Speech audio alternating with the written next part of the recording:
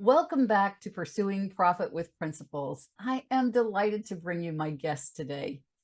She is amazing. I have been reading through her bio, through all of the things that she has accomplished, and wish I could share all that with you, but I cannot because I want us to hear from her. So I'm just going to tell you a little bit about our guest, Roshni Baronia. Did I say that correctly, Roshni? Yes, yes. Awesome.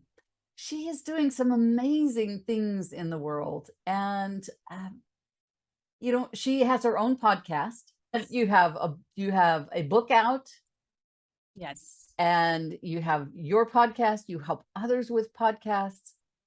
You also have been recognized in your country, in India, for a few things. India's first podcast on sales to be hosted by a woman, top 30 women in business podcast in 2021, listed as top 10 podcasts to listen to in 2021, and shortlisted for the International Women Podcasters Award.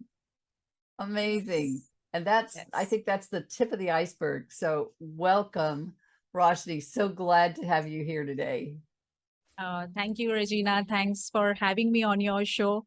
I've been listening to your show, and yes, there are some amazing stuff and topics that you've brought, and I'm so happy to be here today. Awesome. Well, and sales is one of those things that a lot of us struggle with. And so, I mean, you just take the bull by the horns on sales and, and are turning the world upside down with it. I love it. So let's hear a little bit about your journey. How did you get to this place where you are now? What was that like? What was that journey? Yes, yes. So interestingly, I didn't know that so many people struggle with sales as business owners, and especially women, because I have been often of a mindset that entrepreneurship is something which is in my DNA. So if I go back in time and I talk about my teenage years, the only thing that I wanted to do was to become a businesswoman because my Uh-huh. father is a serial entrepreneur. So I always thought that the only thing I can do probably is to be a businesswoman. So I'll do commerce, I'll be an MBA, and that's how you start a business. But then my father said that you don't really have to study to start a business or become a business person. You just have to identify a gap in the market and just fill that with your solution. And that's the simplest definition of starting a business that I could have got at that point of time. That's So yeah. amazing. That's amazing. I mean, so many people struggle with that today. Yeah. People Yeah, they don't recognize that that's what it is to have a exactly. successful business. That's what you do. Yeah, and he comes from a very traditional way of doing business. But he was very on point that yes, everywhere you go, that's the only definition you hear about business.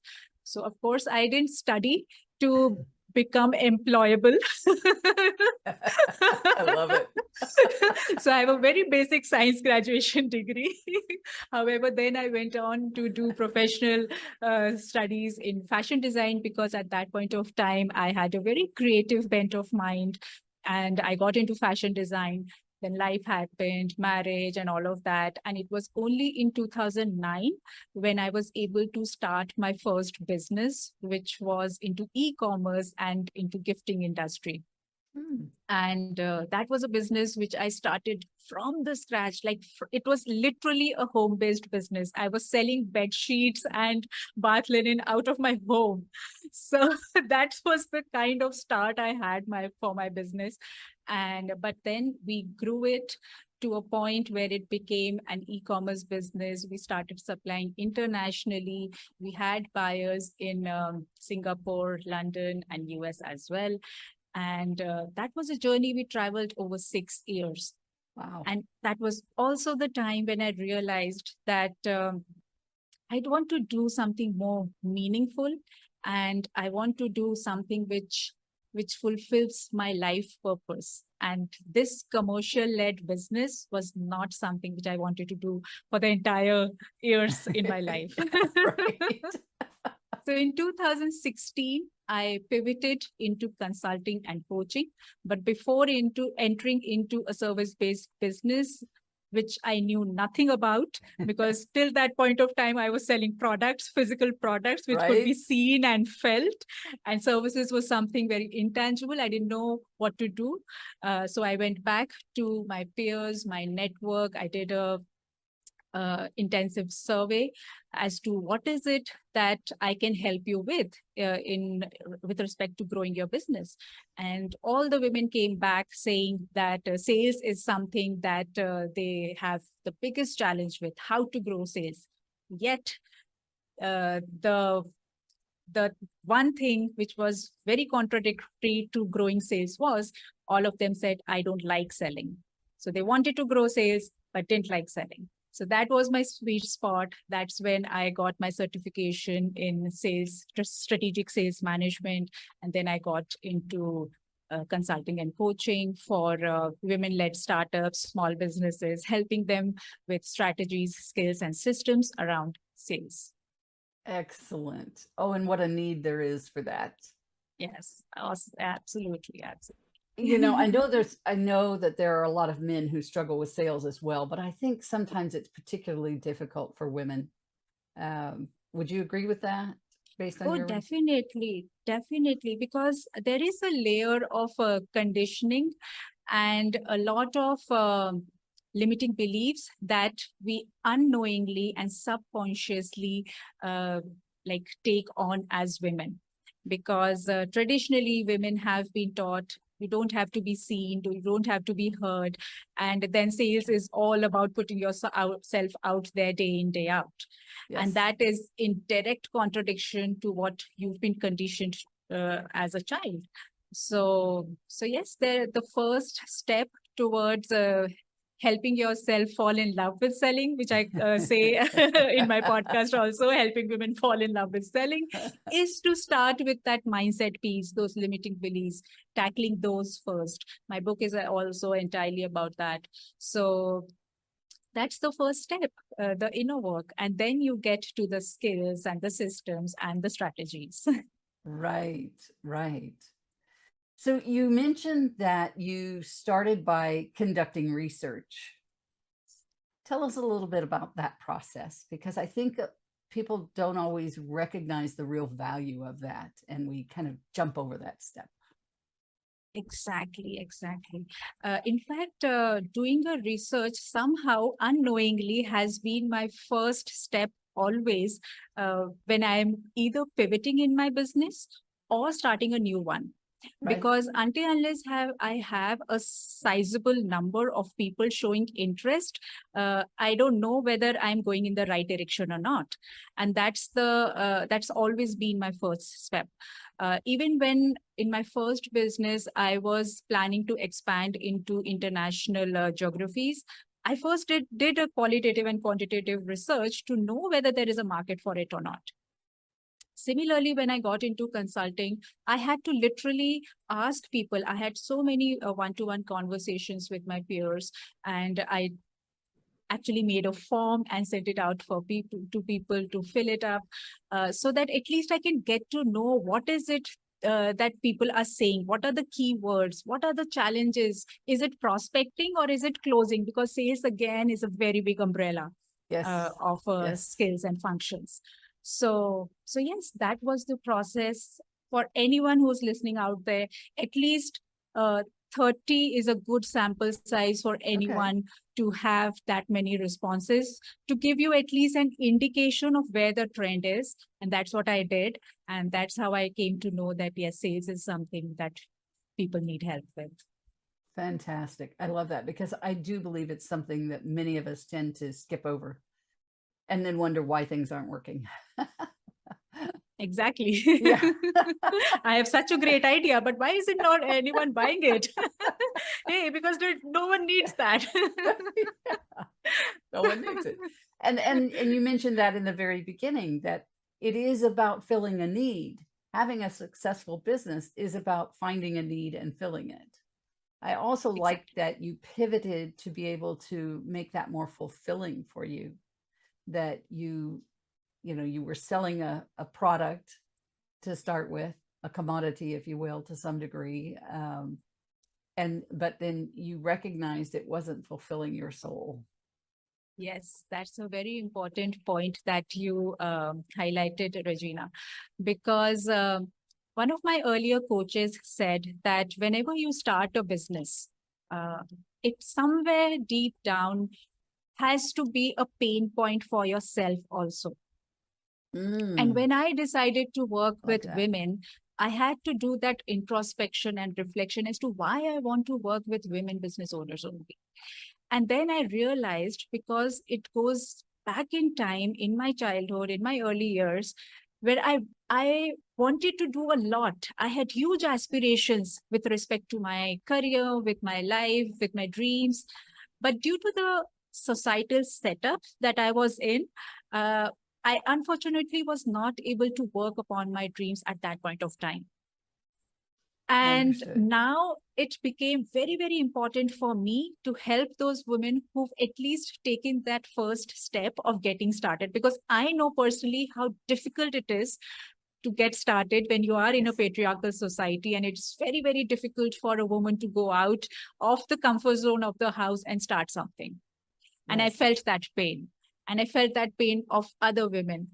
And that's why it became my purpose, and it became something which fulfills me also, that I'm able to help women especially to grow their business. That's awesome.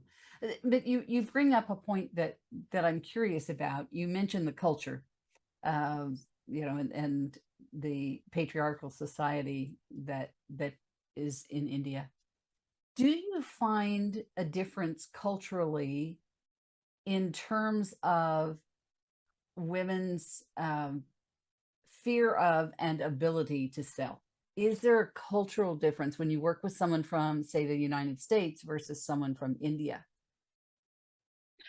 Um, so I think their culture definitely has always an influence on your mindset, on your belief system, because the very initial beliefs that you have about yourself, about the people around you, and about the ecosystem that will allow you to do Yes, what you want to do is very, very heavily influenced by the culture and the society you are in.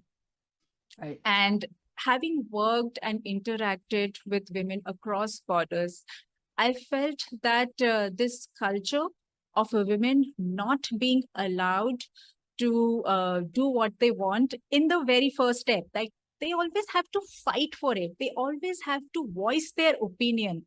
Until then, no one is able to recognize their feelings. No Yes. one is able to, without saying, able to hear what they want. So until we are vocal about what we want, we don't get it. I think that's And it's good been advice across for anywhere. cultures. Yes. The people around us are not mind readers. We do need to be Not vocal mind about what we readers. want. Yeah. And interestingly, people fall in line. Once you Yeah, start yeah, saying what you want, people start falling in line. yeah, yeah. And there's real value in us speaking up and saying what we want from an internal perspective as well. It's important to voice how important something is for us. It's important for us to Yes. hear it ourselves, right? True, true. It's very, very important, because uh, one of the biggest fights and one of the first fights that one has to do is with themselves.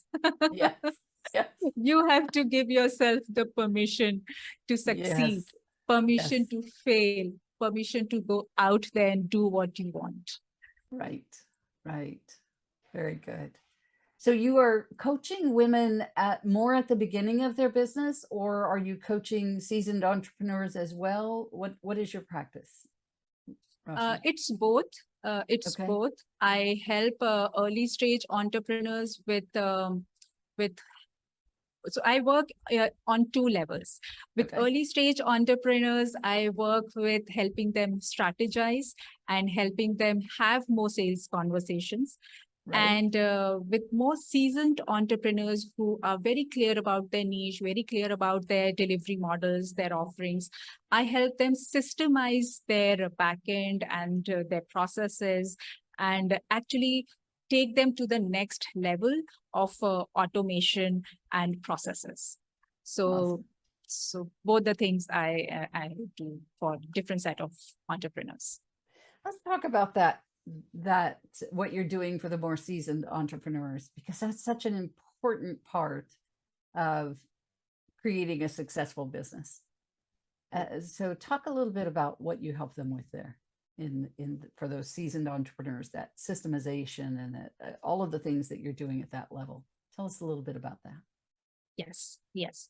So when I talk about systems and processes, it is more about very clearly knowing and articulating as to how the client is coming, how you are having a conversation with them, and then how you are onboarding them. So there are 3 steps to it: Yes. attraction, nurturing, and acquisition. Yes. And a lot of times, many people are just focused on the attraction part, the marketing part, making the noise Yes. part, because Yes. that's what is being taught. Making the noise part. I love that. Right? Yeah. Be here, be there, be visible on social Yeah. media, do this, do that. Right. So, but the thing is, when you are in front of your client, how you are talking to them. Once you've gotten off the call, how you are nurturing them. Are you doing follow-ups? So having that 5-step email sequence, which can nurture your ideal client. Are you in the first step qualifying your client, or are you getting on call with anyone and everyone? And then Yes. facing more and more rejections and getting more and more disheartened. So qualifying, follow up, and then having a system as to how you can retain those clients on a long-term basis. Because once you've onboarded a client, they are your best brand ambassadors. So how to dazzle them?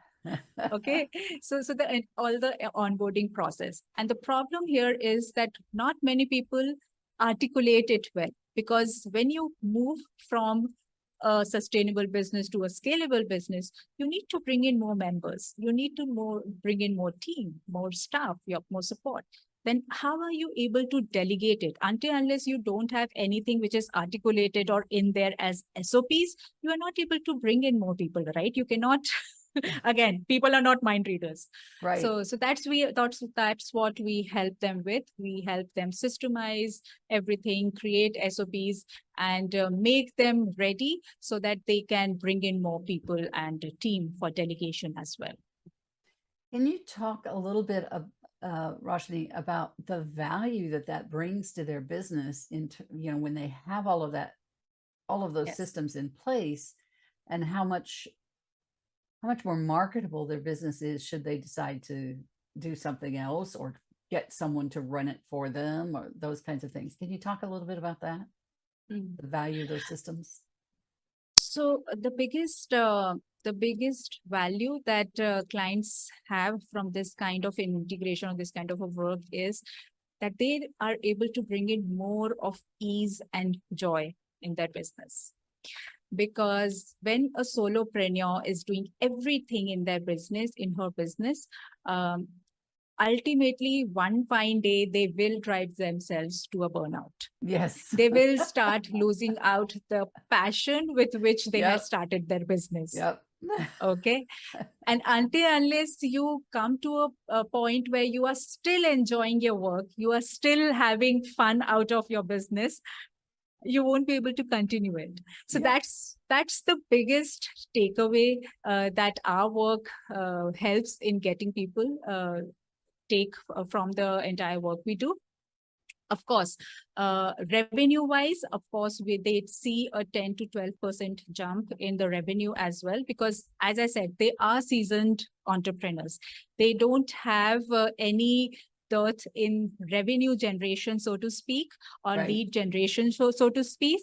But now it's about putting everything in order, putting the house in order. Yes. And so important. You and I do so many of the same kinds of things, Roshni. And I think that's one of the reasons I'm so attracted to you and just find you so delightful too. But yeah, it's talk to me for just a moment about how do I want to say this? You mentioned early on that what you were doing initially, the selling the products, the sheets, wasn't really filling your soul. Yeah. Talk to us about how important that is in your business to have what role does that play in the success of your business? Because you obviously had a successful business previously, even though it didn't Yes. fill your soul. So how is it different now that you're in a business that really does fill your soul? What has that done, not only from that internal personal perspective, but from the perspective of the success of your business? Mm. Um, so in terms of success of my business, I will say it in two parts. First is the level of commitment that I have towards my business Yes. quadruples. Yes. Okay. Just for an example, like we were earlier having this discussion also, when I told you that for the past 3 months, I was in US and working across time zones and everything.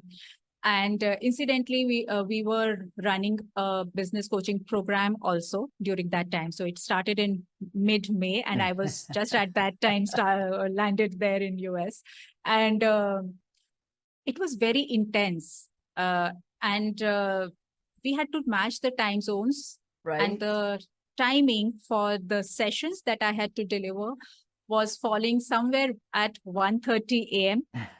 In midnight. Yes. Sometimes it was 3 a.m. because I was traveling within US also. But whenever I was doing that, never once and never for a minute did I feel that why I am doing this. Oh no, this is not what I want to do. Yeah. I was always so excited and so pumped up always to join those sessions. And all the participants used to say, okay, now we've completed the session. Don't wait for Q&A, go and sleep. And I was like, no, I want to stay till the last minute because I'm so pumped up. I'm so excited by helping all you people out there Right. with your sales and marketing, with your business, because it intrinsically motivates me. So that intrinsic motivation is very, very important for us to have that 100% commitment. And when you have that 100% commitment, you definitely increase your success rate. Yes. And secondly, how it helps my business succeed is that whenever I am talking about my business, whenever I am in front of my potential clients or even my referral partners, I am able to speak about my business with as much passion as I can. And that's what helps people connect with my purpose, with my business offerings. Yes. And they know, they are able to trust me because they know that I'm in it full on. I'm in it 100%. Yes. I so appreciate that you brought that part out, because that's what I say all the time, is that if you are passionate about what you are doing, you will attract people of like passion. They will just automatically be drawn to you. Exactly. Because they relate to that passion that you bring to it. So wonderful. And your passion shows, Rajni. Thank you so much. We should create a thing. Is your passion showing? Oops, your passion is showing. Okay, off track. That was a great punchline. Is your passion showing? Is your passion showing? One of the key requirements of your business. Yes, you should wear your merchandise. You should wear your passion on your sleeves. There you go. Oh, I love it. I love it. Folks, watch for our new line of t-shirts. Rajni and Regina's t-shirts coming soon. I love that. I always say, if you can't have fun, we can create business ideas out of thin air. See, there you go. That's what strategists do. That's right. My sister always tells me that my brain just explodes with ideas. That's true. Just creative, right? Just creative. Yes. Oh, my goodness. Tell us just, we are so almost out of time. Tell us just quickly a little bit about your book. And then we'll make sure that we get people information on that. But tell us quickly about your book, if you will. Yes, yes. So my book is called How to Revolutionize Your Sales Mindset. So like I said earlier, it all starts with the first step as your mindset. And in that book, I have given 5 very practical and tangible steps on how you can work on your mindset. Because you see, mindset uh, sounds like a very intangible or a spiritual thing to do, but in action, how do you bring about a change? Okay, Yes. so there are very specific action oriented things that you can do to work around it. And also, as women, we keep sabotaging ourselves that we are not good in sales, and how can I go out there and talk about myself, how can I be so promotional about my business or myself. So I am also highlighting and putting the spotlight on the superpowers of women. So there are 4 specific superpowers that Awesome. I'm talking about in the book. So it's a free PDF. You can download it from, I'm sure you will send the link. It's just roshnibaronia.com/ebook. And yeah, that should be the starting point for anyone who is looking to Awesome. fall in love with selling. And yes, of course, they can always listen to my podcast, Ace the Sales, which is all about helping people bring their most authentic and influential self to each sales conversation. Fantastic. It has been a delight having you on the show today, Roshni. I hope we get to do this again sometime. This was fun. Oh, definitely. Thank you so much for having me here. Awesome. And folks, thank you for joining us today on Pursuing Profit with Principles. We'll see you next time. Bye for now.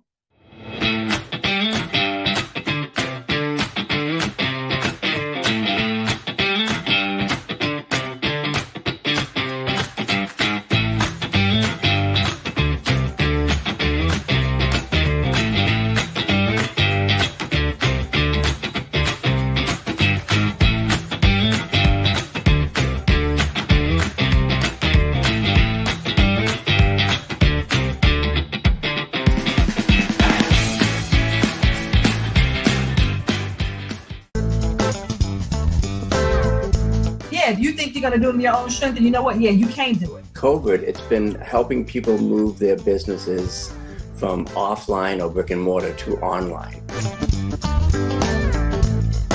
Systems are more important than skills as an entrepreneur today. It's totally okay to reinvent yourself multiple times, especially when you're an entrepreneur. Welcome to Profitable Coaching Conversations with WendyY Bailey. If you're a coach, speaker, or industry expert, you're in the right place for sales and marketing wisdom and insight to grow your coaching business. Now, here's your host, Income Acceleration Mentor, WendyY Bailey. Hello, everyone, and welcome to this bonus episode of the Profitable Coaching Conversation Show with WendyY Bailey. Yes, I'm indeed WendyY Bailey, and I'm excited to be here to share with you a really cool topic. Did I create a banner for the topic? Let's see. Yes, I did. Today, I'm going to be talking about how to maintain a consistent flow of coaching clients. I know some of you are really eager to see this topic, and I'm really excited to share with you. I have a philosophy about maintaining a consistent flow of coaching clients. So I'm sharing with you my philosophy. I'm sharing with you my strategy. I think you're going to get a lot from this. If you're watching me on on Facebook or on LinkedIn or on YouTube, the replay will be available. Let me know that you're watching. Share a hi in the comments, or if you're watching the replay, go ahead and type hashtag replay to let me know that you were here. I'm broadcasting simultaneously on my Facebook profile, my Facebook page, 2 of my Facebook groups, and on LinkedIn. I'll be uploading the replay on YouTube later. So let me tell you a little bit about myself again, reintroduce myself. I'm WendyY Bailey. I'm a 19-year veteran business and sales coach, and I show coaches how to master business. That means we talk about infrastructure, which includes processes and systems and tools. We talk about marketing, which includes visibility strategies and non-traditional launch strategies so that you can launch in a way that's authentic to you. And we also talk about sales conversations that convert to cash. That's one-to-one sales conversations, as well as one-to-many, speaking from the stage, and it includes promotional copy as well as email marketing. So that's sort of the breadth of what I do. But today's topic is really one of those evangelical topics that I talk about to almost all of my clients. And it's really about, again, how to maintain a consistent flow of coaching clients. And it starts very simply. You know, if you're taking notes, it starts very simply with what you know about your most ideal client. I call it ideal client clarity. And sometimes I say in the power of one, right? Ideal client clarity means that you have such a vivid and clear picture of who your ideal client is, you almost can spot your ideal client at a networking event. You can hear your ideal client speaking when you're on Clubhouse. You see their posts. They talk about things on Instagram or Facebook or LinkedIn, and you know because you have that clarity that they're your ideal client. There's some key factors around your ideal client that you need to know. You need to know gender, okay? When you think of your ideal client, there's no such thing as fear of missing out when you declare a gender. If you declare women as your primary client, it means that women see you, women know you, women hear you talking to them, the language you're speaking resonates. Women, or men, if you're talking to men, the language you use for men is different than the language you use for women. That's why it's important for you to declare a gender. The second thing you want to focus on is an age range. And make sure your age range spans no more than 10 years, because the way you talk to a 30-year-old is different than the way you talk to a 50-year-old. I get really frustrated with clients who say to me, oh, I work with anyone, 30 and up. Where they're words that you cannot use when you have ideal client clarity. Someone, anyone, somebody, everybody, all, they, or them. When you're focused on your one ideal client, that age range keeps you from the fear of missing out. Okay, 10 years. So is it 30 to 40, or is it 35 to 45, or is it 45 to 55? Because the way you speak in those age groups are different. So you need to declare.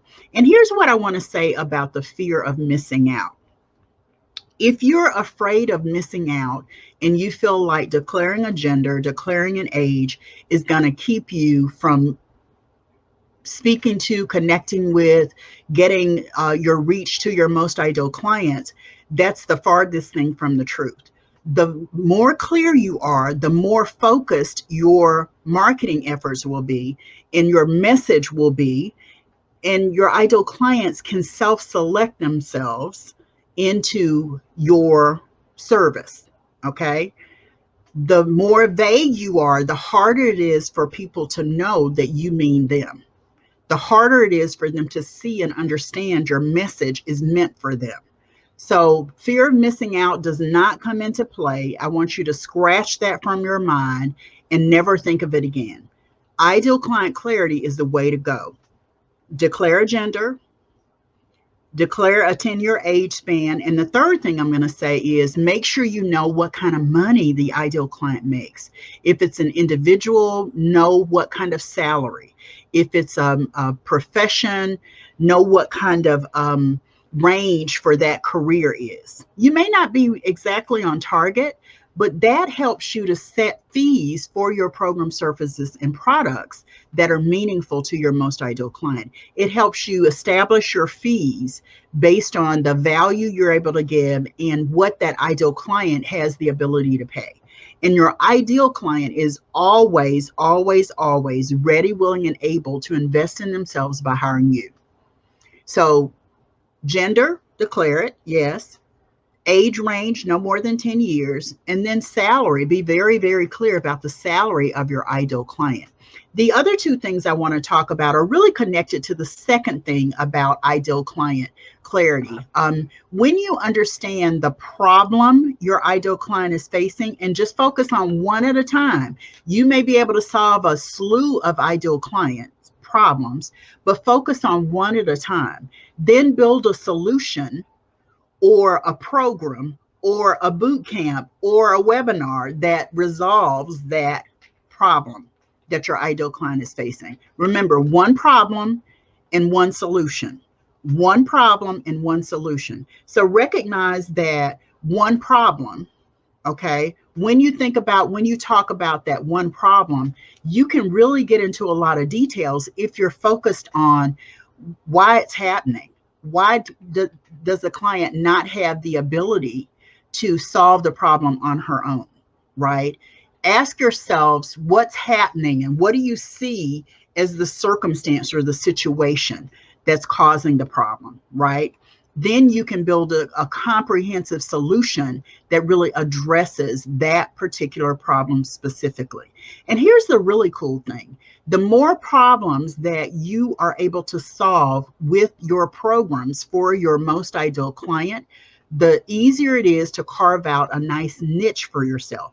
Still serving the same ideal client, but you're the go-to whenever she has problems or whenever he's faced with something that's a problem that you have the ability to help them solve.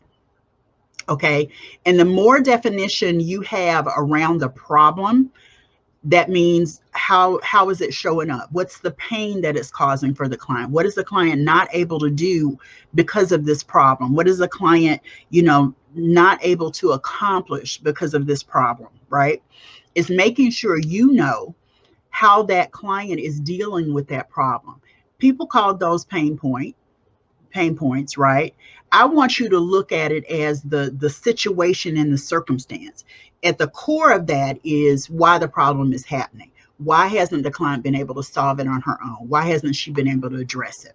So once you know your ideal client really, really well, you get to create a solution to the problem.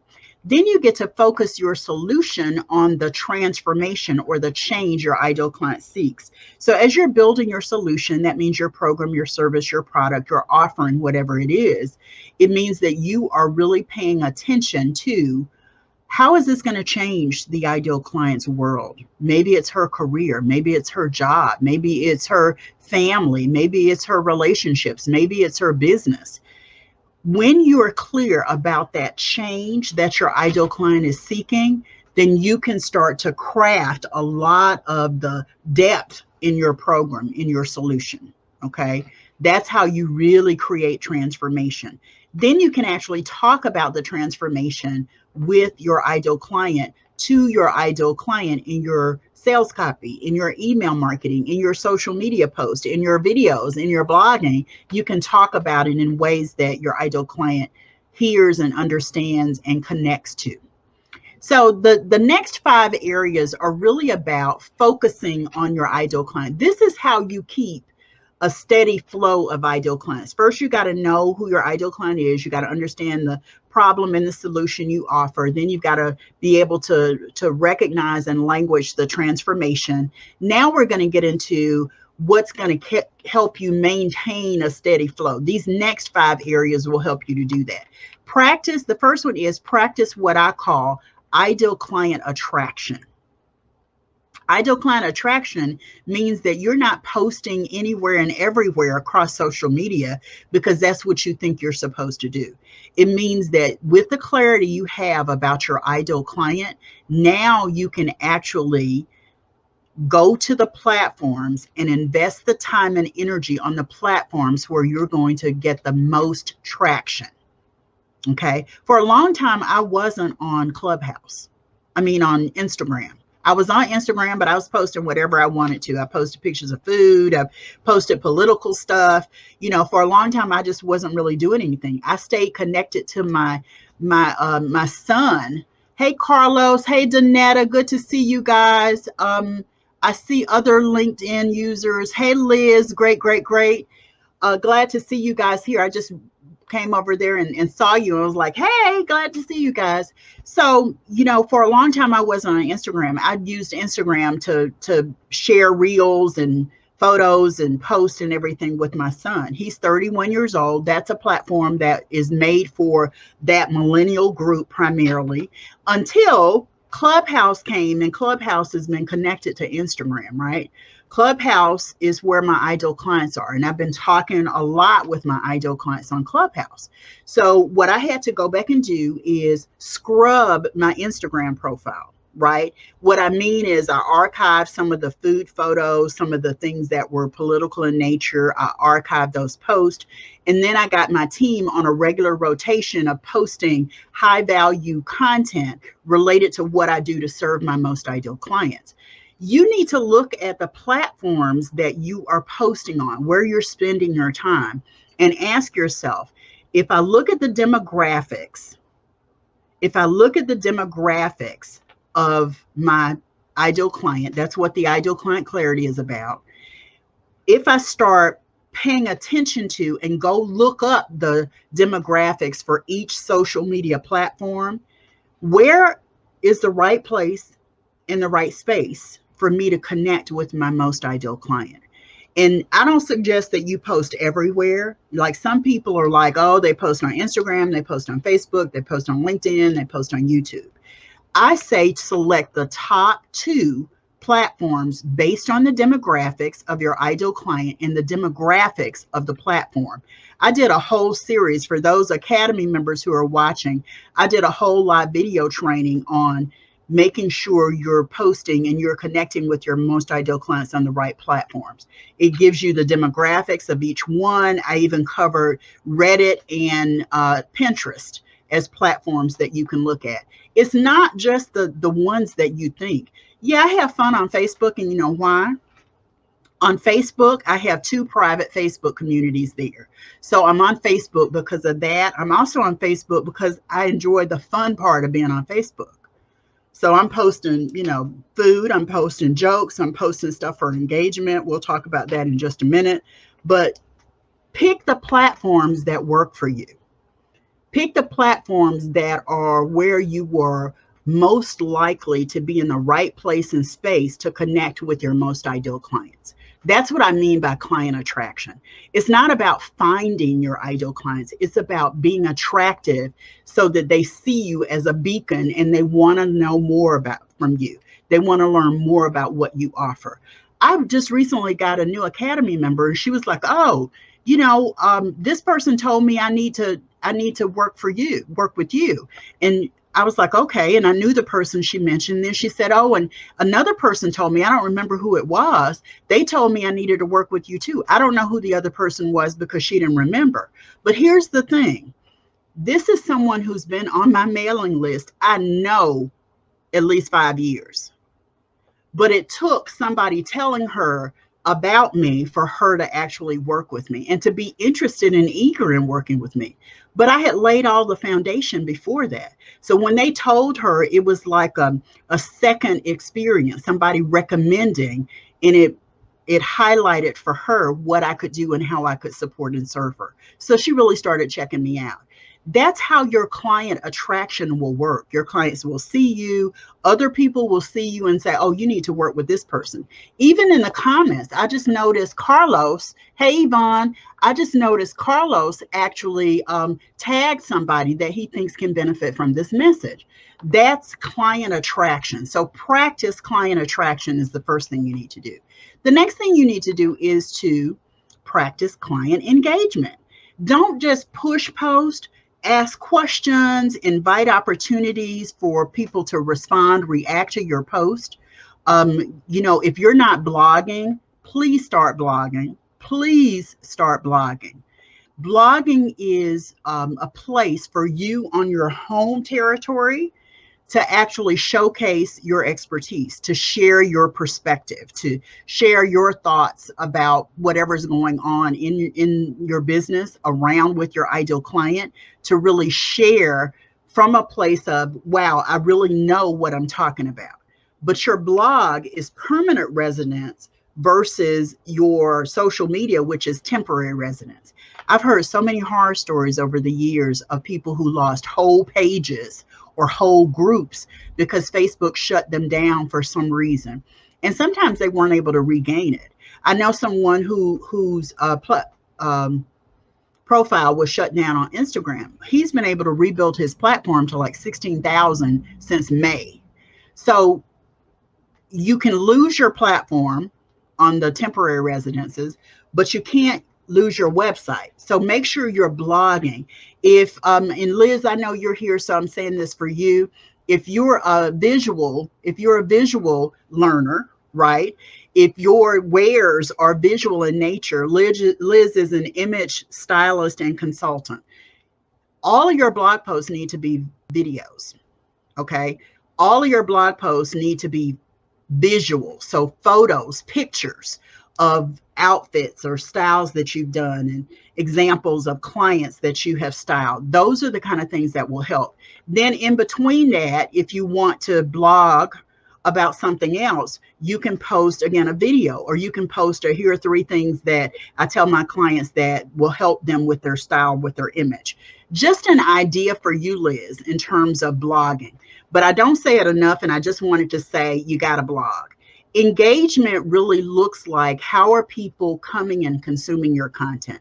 How are people, reading what you're writing? Are they reacting to it? Facebook and LinkedIn and even Instagram have made it easy for people to react, right?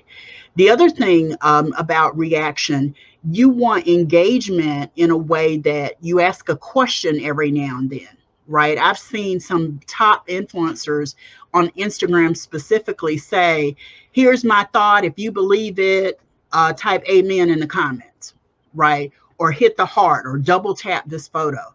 Create some kind of engagement around the content that you're sharing. And it needs to be content that's specifically around how you can support and serve your most ideal client. The next step is to really practice ideal client enrollment. It's great to practice creating social media posts and doing that. But if you don't extend an opportunity for a client to work with you, you're missing out. You're leaving money on the table. So you need to be sure that not every post, not every day, every week, every month, but you need to pretty consistently make offers. It means you're inviting clients to work with you. It means that clients are, hey, Dee Bowden. Hey, Barbara Beckley. Great to see you. Yvonne. Awesome. Yvonne says, I'm on Facebook because a large part of my market is there. Yeah, my favorite platform is LinkedIn. Excellent. Danetta says, my ideal clients are on Clubhouse, to IG, and to LinkedIn.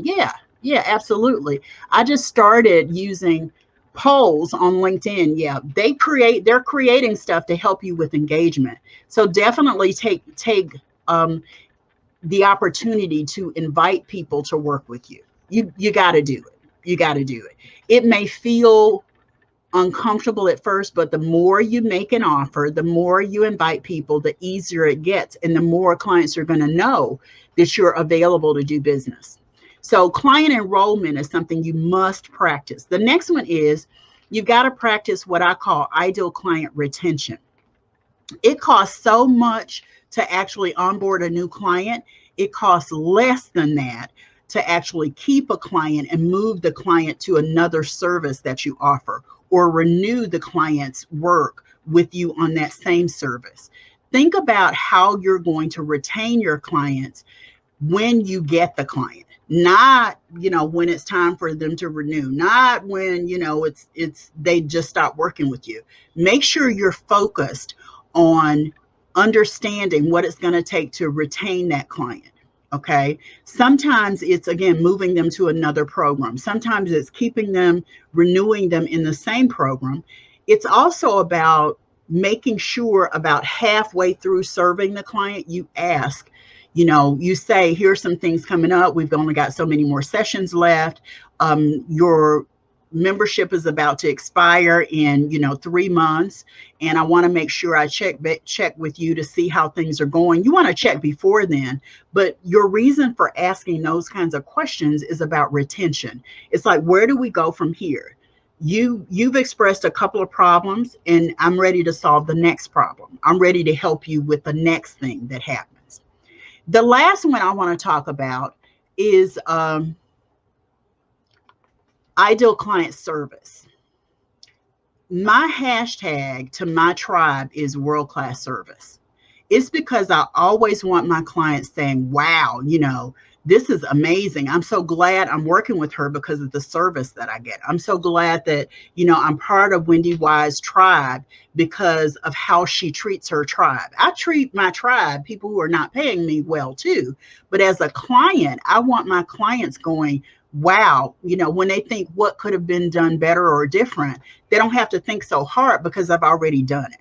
So there's a standard of excellence when I think about world class. It means people recognize all over globally that your brand is at a higher standard of excellence, operates at a higher standard of excellence than other brands. That's why it's world-class service. I'm always going to give you a higher standard of excellence than anyone else in the coaching industry. It's because I think about how I want to be treated, and that's how I treat my clients as well. So client service, ideal client service, is something you can practice by asking yourself, how can I make this better?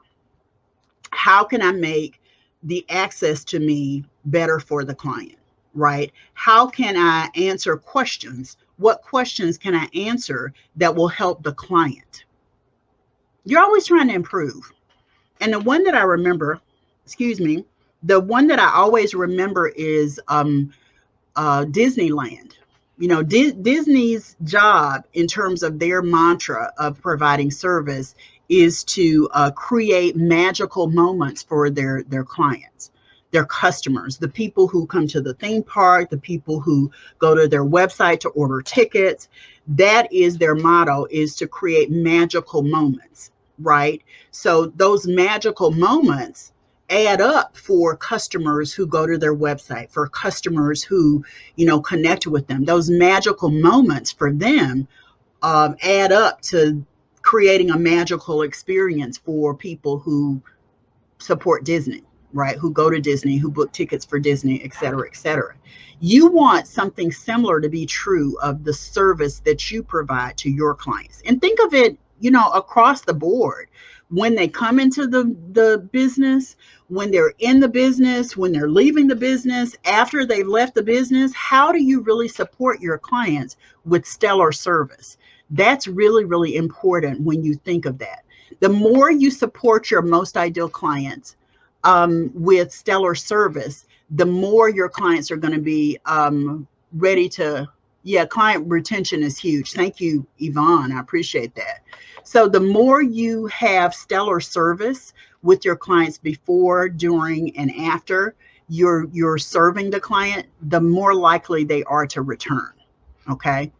The last two things I'm going to say is, the first is, make sure you deliver the transformation you promised. And you do that when you create the solution, which is your program, your boot camp, your event, whatever it is. When you're looking at your solution, you're asking yourself, how do I respond to the transformation the client has expressed? Okay. The example for me is, when I'm talking to my ideal clients and I'm going through all of those 5 pieces that I just talked about, I'm always going, they told me the transformation they want is they want to be able to convert more clients. They want to be able to maintain a full pipeline of clients. They want a steady flow of clients, right? And based on that steady flow of clients, how do I get them there?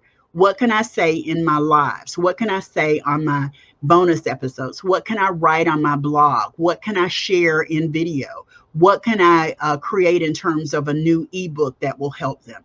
All of those things help me to be able to create the transformation, deliver the transformation my ideal clients seek. I want you to be asking the same question. First of all, you need to know what the transformation is, right? Because you've done that in the first two that I gave you. And now that you know what it is and you've been practicing these ideal client tenets, now it's time to say, how do I deliver the transformation? What can I do? What can I say? What can help my clients achieve the transformation they're seeking? And that makes a really robust program, ebook, service, boot camp, webinar. It makes all of that possible. It makes all of that possible. And then finally, and this is where a lot of people miss out, every single day, focus on income producing activities only. Focus on income producing activities only. Okay. That means that you're focused on consistent actions that are about moving your business forward and boosting your bottom line profits. You're focused on those things that are going to bring you money. I did a coaching session yesterday with a client, and I had noticed when I started working with her that she was always really busy. Like she had a lot of things going on. She had this call, she had that call, she had the other thing. And I said to her, you don't need to tell me what they are, but let's say you've got 5 things that you're involved in right now. She said, okay. And I said, how many of those are producing income for you right now? And she said 2. I said, okay. And the other 3, are they producing income for you within the next 90 days, 60 to 90 days? And she said, no. And I said, you need to cut back on those activities. Sometimes it's as simple as changing your choices about what you get involved in, right? Sometimes it's about what you do every single day in your business. It is so less important for you to be posting on social media. That is a non-income producing activity. I know I stepped on some toes with that one, and I'm okay. It's less important for you to post on social media and more important for you to be focused on income producing activities. Income producing activities are speaking. So, go open a room on Clubhouse around a topic related to your ideal client's problem. Start talking about the solutions that you're aware of. That is an income producing activity. Be sure that you practice client enrollment. And when you practice client enrollment, that means that while you're doing your room on Clubhouse, you're also extending an invitation to your clients to work with you. It may be a free challenge for now, but in your free challenge, you're going to extend an invitation to them to actually join something that they pay for. Okay. But it is an income producing activity. Go do an IG live if that's where your clients are. Go do a LinkedIn live. Make sure that you're engaging. Anytime you are speaking and sharing your expertise, it is an income producing activity. Instead of posting, go live. LinkedIn, YouTube, Facebook, you can go live on all of those platforms. Okay. Make sure you're on the right platform before you just decide to go live, but go live. That is an income producing activity. It carries far more weight for you than posting some static post on those platforms. I know I stepped on y'all's toes. It's okay because I want to. Other income producing activities include writing content for clients. Okay. If you're creating a program, I'm a build a plane as you fly girl. Everybody who's been around me knows that's what I do. I talk about building the plane as you fly it. And what I mean by that is make sure that your content, your concept, your program is something that your clients will actually buy and enroll in before you build it all out. Okay. And the reality is if you create a skeleton outline, you sell the program, and then you start delivering the program, you're going to find that there's a need for some tweaks in the content because the client is there giving you the feedback. The client is there telling you what to do. So don't put your head down over days, weeks, and months, creating content. Stop that. Create the skeleton outline of your program, sell it, and then build the program, then record your videos, then write whatever you need to. But don't go and build out the whole thing before you know if your ideal client is really going to buy it. That's wasted time. That's non-income producing. When you're working on client work, you're doing for a client or you're creating content for a client, just remember that, your input from the client is necessary for you to really get it looking like it does. I found that I have to deliver content at least 3 times before I really understand how I want to shift it and make it really polished. At least 3 times. And it's because of my build the plane as I fly it philosophy of creating content for clients. If you are training your team, it is an income producing activity, because once they're trained, they're going to take a lot off your plate, and it's going to create productivity in your business and more efficiency and effectiveness, because then you'll be focused on the right things. Every single day, make sure that you're focused on income producing activities and you stay away from non-income producing activities. All 5 of those things are income producing activities: client attraction, client engagement, client enrollment, client retention, and client service.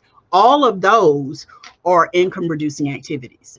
Non-income producing activities are taking selfies, reading your email every 2 minutes, or when your phone chimes. Turn those bells off, turn those notifications off. You don't need to look at it. Look at your emails twice a day. Read your social media posts a couple of times a day. Don't go to Facebook 12 times a day. You're wasting time, okay? And if you talk to me and I'm your coach and I find out that's what you're doing, you're going to stop it. Because I'm going to tell you that's not productive for you. It's not creating income for you. Danetta says, every day I find out writing down my activities allow me to see the big picture to stay focused. Yeah. And Barbara says, build the plane as you go. Awesome. Yeah. And I know you live a lot of that as well. Another LinkedIn user says, go live before you post. Yeah. Don't post, go live. I hope this has been helpful for you. I've given you a 10-step strategy for how you can actually maintain a consistent flow of ideal clients. And when I say ideal clients, I'm talking about the people who are your people, the people who are looking for you, the people who have the problem and they know you offer the solution. When you are focused on your ideal clients, your right people, and you follow these steps, you're going to find that you have a consistent flow of coaching clients, because what you can do is you can direct people to where things are. I teach a whole nother program and course around setting pricing and creating predictable monthly coaching income that's tied directly to maintaining this flow as well. When you have this flow going, you can point to your predictable monthly coaching income plan, and based on that, it can spell profitability for you in a huge, huge way. I'm WendyY Bailey, and if you've missed any part of this, you can catch the replay. The replay for all of the episodes are at profitablecoachingconversations.com. That's profitablecoachingconversations.com. This replay should be up tomorrow. It should be up tomorrow. And if for some reason you have missed it, I would love for you to be in the Profitable Coaching Club. Go to profitablecoachingclub.com. That's my club on Clubhouse. You can also become part of the society. So join the Profitable Coaching Society at profitablecoachingsociety.com. Let me just check and see if there are any questions or any comments. Remember, if you're watching the replay, to be sure that you type #replay, post your questions, and I will be checking back across the platforms. Thank you, lady. You always give the best information. You are the best. Thank you. Thank you, Barbara. Thank you, Yvonne. Thank you. Excellent reminders for me. Excellent, excellent. I'm so glad this was beneficial to you guys. I will see you for another bonus episode next Thursday in the 2 p.m. Eastern hour. So mark your calendar. And if you want to vote on the next topic, go to profitablecoachingsociety.com. That's my private Facebook community, so that you can vote on the topic. My tribe gets to choose what we talk about. I'll see you next time for another great episode. Take care, everyone. Bye-bye.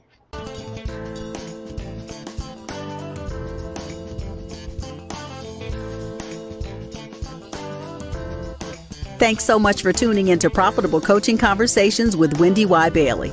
Be sure to join us at the after party at www.profitablecoachingsociety.com. We'll see you next time for more sales and marketing wisdom and insight from WendyY and her amazing guests. Be sure to like, comment, and subscribe, and turn on the notification bell so you know when new episodes are posted.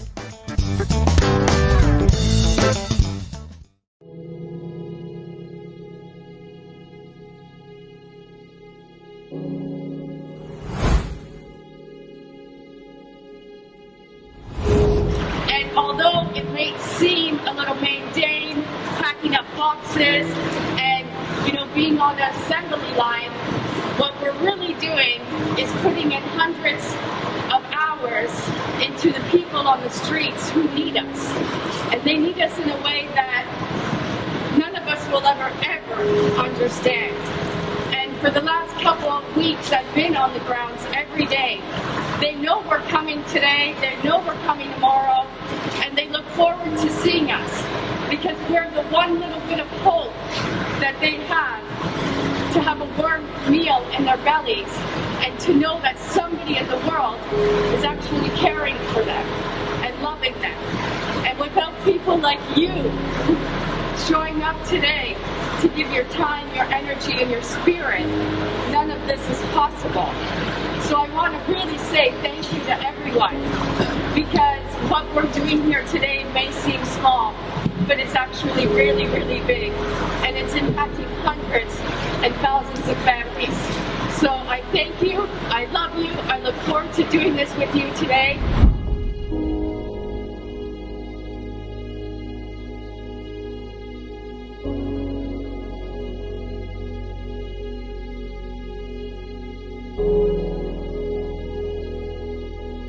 My name is Serena Buffalino, and I am the founder of Help Heal Humanity.